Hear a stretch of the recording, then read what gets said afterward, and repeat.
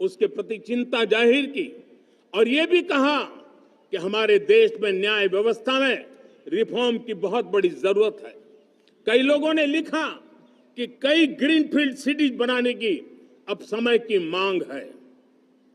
किसी ने बढ़ती हुई प्राकृतिक आपदाओं के बीच शासन प्रशासन में कैपेसिटी बिल्डिंग के लिए एक अभियान चलाने का सुझाव दिया। बहुत सारे लोगों ने यह सपना भी देखा है कि अंतरिक्ष में भारत का स्पेस स्टेशन जल्द से जल्द बनना चाहिए।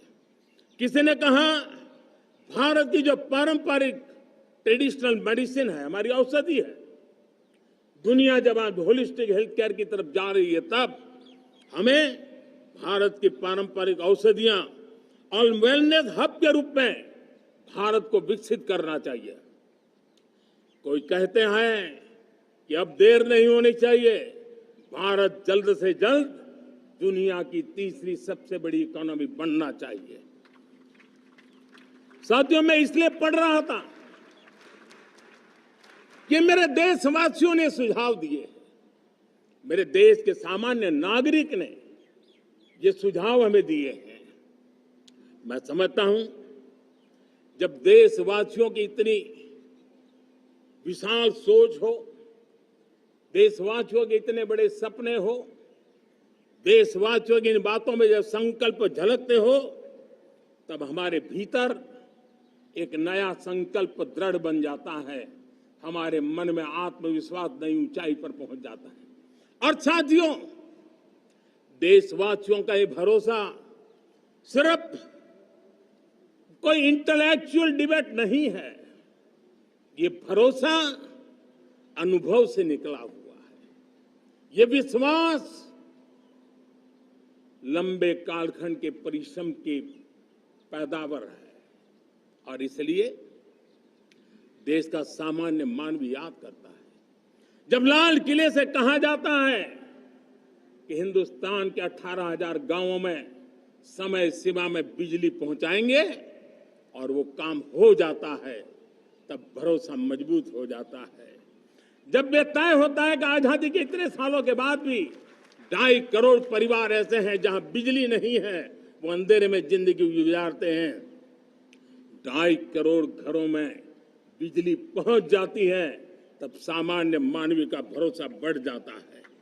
जब लाल किले से स्वच्छ भारत की बात कही जाए, तब इस देश के अग्रिम हरोर पंक्ति में बैठे हुए लोग हो, गांव के लोग हो, गरीब बस्ती में रहने वाले लोग हो, छोटे छोटे बच्चे हो, हर परिवार के अंदर स्वच्छता का वातावरण बन जाए, स्वच्छता की चर्चा हो, स्वच्छता के संदर्भ में एक दूसरे को रोक टोकने का निरंतर प्रयास चलता रहे। मैं समझता हूं कि ये भारत के अंदर आई हुई नई चेतना का प्रतिबिंब है। जब देश के सामने लाल किले से कहा जाए कि आज हमारे परिवारों में 3 करोड़ परिवार ऐसे हैं जिनके घर में नल से जल मिलता है, आवश्यक है हमारे इन परिवारों को पीने का शुद्ध पानी पहुंचे। जल जीवन मिशन के तहत इतने कम समय में नए 12 करोड़ परिवारों को जल जीवन मिशन के तहत नल से जल पहुंच रहा है।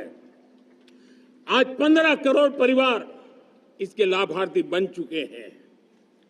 हमारे कौन लोग वंचित थे इन व्यवस्थाओं से, कौन पीछे रह गए थे?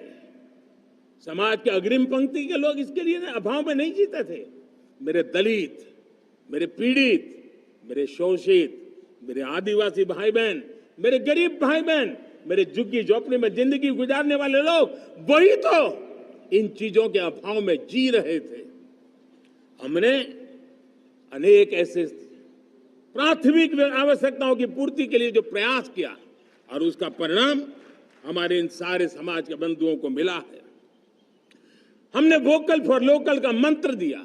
आज मुझे खुशी है कि वोकल फॉर लोकल ने अर्थतंत्र के लिए एक नया मंत्र बन गया है। हर डिस्ट्रिक्ट अपनी पैदावार के लिए गर्व करने लगा है। 1 डिस्ट्रिक्ट 1 प्रोडक्ट का माहौल बना है। अब 1 डिस्ट्रिक्ट 1 प्रोडक्ट को 1 डिस्ट्रिक्ट का 1 प्रोडक्ट एक्सपोर्ट कैसे हो, उस दिशा में हर जिले सोचने लगे हैं। रिन्यूएबल एनर्जी का संकल्प लिया था।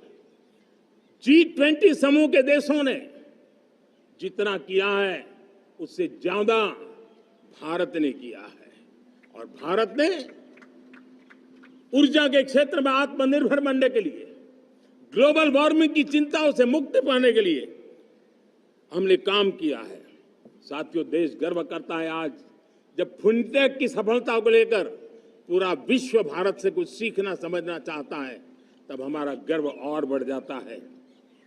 साथियों, हम कैसे भूल सकते हैं कोरोना के वो संकट काल। विश्व में सबसे तेज गति से करोड़ों लोगों को वैक्सीनेशन का काम हमारे इसी देशों में हुआ।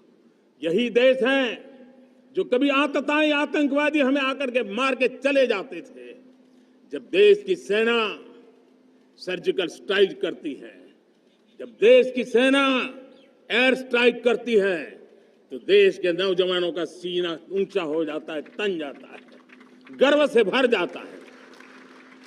और यही बातें हैं जो आज 140 करोड़ देशवासियों का मन गर्व से भरा हुआ है, आत्मविश्वास से भरा हुआ है। साथियों, इन सारी बातों के लिए एक सुविचारित प्रयास हुआ है। रिफॉर्म की परंपरा को सामर्थ्य दिया गया है। नक्कर तरीकों के, नक्कर लक्ष्य को लेकर के, और जब राजनीतिक नेतृत्व की संकल्प शक्ति हो, दृढ़ विश्वास हो, जब सरकारी मशीनरी उसको लागू करने के लिए समर्पण भाव से जुट जाती है, और जब देश के हर नागरिक उस सपने को पूरा करने के लिए, जन भागीदारी करने के लिए, जन आंदोलन बनाने के लिए आगे आता है, तब हमें निश्चित परिणाम मिलता ही रहता है। मेरे प्यारे देशवासियों, हम ये न भूलें कि इस देश उस परिस्थितियों से भी दशकों तक भी आजादी के बाद समय बिताया है, जब होती है, चलती है, अरे यार ये तो चलेगा, अरे हमें क्या मेहनत करने की जरूरत है, अरे मामला है अगली पीढ़ी दिखेगी, अरे हमको मौका मिला है यार, मौज कर लो, आगे वाला आगे का जाने, हमें क्या कर रहा है, हम अपना समय निकाल दें, अरे नया करने जाओगे कोई बवाल उठ जाए। पता नहीं क्यों देश में स्टेटस को का माहौल बन गया था, जो है उसी से गुजारा कर लो, यही का माहौल बन गया था। और लोग तो कहते हैं अरे भाई छोड़ो, अब कुछ होने वाला नहीं है, चलो, ऐसा ही मन मर गया था। हमें इस मानसिकता को तोड़ना था, हमें विश्वास से भरना था, और हमने उस दिशा में प्रयास किया। कई लोग तो कहते थे अरे भाई अगली पीढ़ी के लिए काम हम अभी से क्यों करें, हम तो आज का देखें। लेकिन देश का सामान्य नागरिक ये नहीं चाहता था, वो बदलाव के इंतजार में था, वो बदलाव चाहता था, उसकी ललक थी, लेकिन उसके सपनों को किसी ने तवज्जो नहीं दी, उसकी आशा आकांक्षाओं को, अपेक्षाओं को तवज्जो नहीं दी गई, और उसके कारण वो मुसीबतों को झेलते हुए गुजारा करता रहा, वो रिफॉर्म्स का इंतजार करता रहा। हमें जिम्मेदारी दी गई और हमने बड़े रिफॉर्म्स जमीन पर उतारे। गरीब हो, मिडिल क्लास हो, हमारे वंचित लोग हो, हमारी बढ़ती जाती शहरी आबादी हो, हमारे नौजवानों के सपने हो, संकल्प हो, आकांक्षाएं हो, उनके जीवन में बदलाव लाने के लिए रिफॉर्म का मार्ग हमने चुना। और मैं देशवासियों को विश्वास दिलाना चाहता हूं, रिफॉर्म के प्रति हमारी जो प्रतिबद्धता है वो पिंक पेपर के एडिटोरियल के लिए सीमित नहीं है। हमारे रिफॉर्म्स की ये प्रतिबद्धता है, वो 4 दिन की वाहवाही के लिए नहीं है। हमारी रिफॉर्म्स की प्रक्रिया किसी मजबूरी में नहीं है, देश को मजबूती देने के इरादे से है। और इसलिए मैं आज कह सकता हूं, रिफॉर्म का हमारा मार्ग एक प्रकार से ग्रोथ की ब्लूप्रिंट बनी हुई है। ये हमारा रिफॉर्म, ये ग्रोथ, ये बदलाव, ये सिर्फ डिबेट क्लब के लिए, इंटेलेक्चुअल सोसाइटी के लिए, एक्सपर्ट लोगों के लिए सिर्फ चर्चा का विषय नहीं है। साथियों, हमने राजनीतिक मजबूरी के कारण नहीं किया है। हम जो कुछ भी कर रहे हैं वो राजनीति का भागा गुणा करके नहीं सोचते हैं। हमारा एक ही संकल्प होता है, नेशन फर्स्ट, नेशन फर्स्ट, राष्ट्र हित सुप्रीम। ये मेरा भारत महान बने, इसी संकल्प को लेकर के हम कदम उठाते हैं।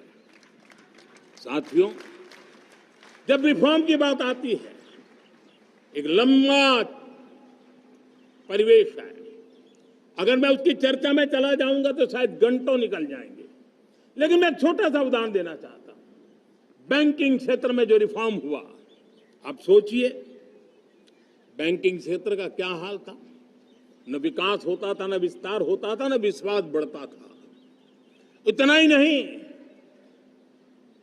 जिस प्रकार की कारनामे चले उसके कारण हमारे बैंक संकटों से गुजर रहे थे।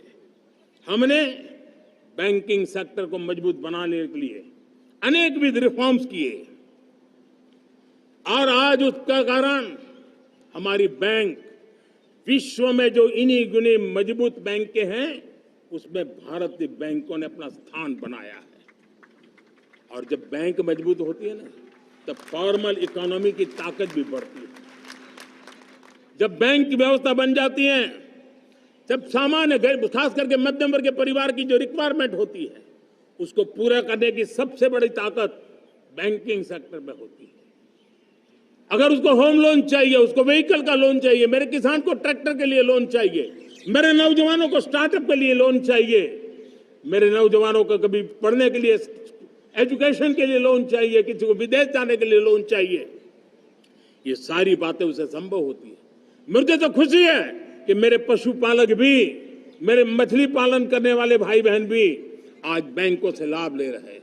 मुझे खुशी है मेरे रेहड़ी पटरी वाले लाखों भाई बहन आज बैंक से साथ जुड़ करके अपनी नई ऊंचाइयों को प्राप्त कर रहे हैं और विकास की दिशा में वो भागीदार बन रहे हैं।